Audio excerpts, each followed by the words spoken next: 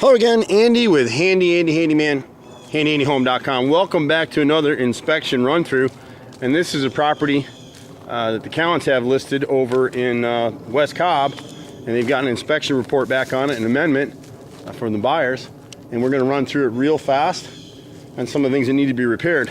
And so what happens like this, if you're just watching this for the first time, when a buyer and a seller come to terms on an amendment, that's all the seller has to do to close out the deal. And so that's where they are in this particular transaction. Some of the things the inspector noted, inspectors are running through a house like this really fast.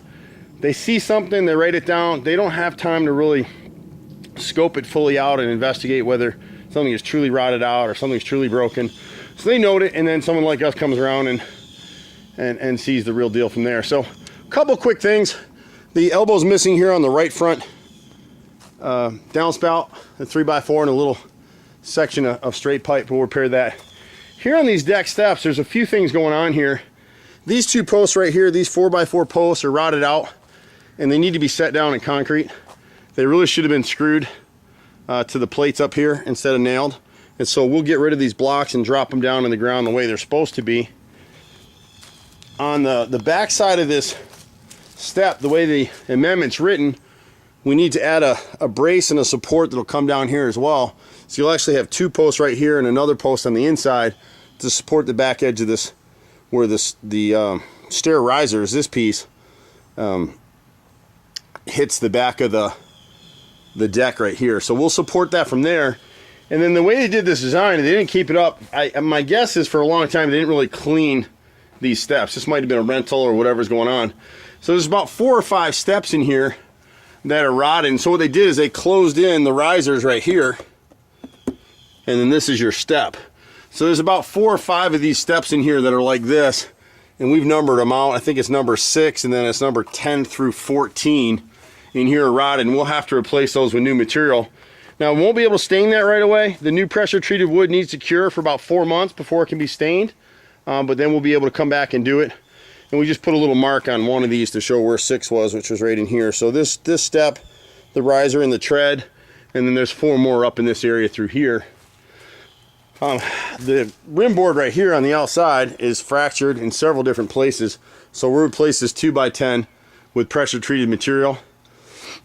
And then some of the other stuff that the inspector noted, the left front corner of this, of the porch right here is rotted. This fascia board, this is cedar, so we'll come back in and repair that as well.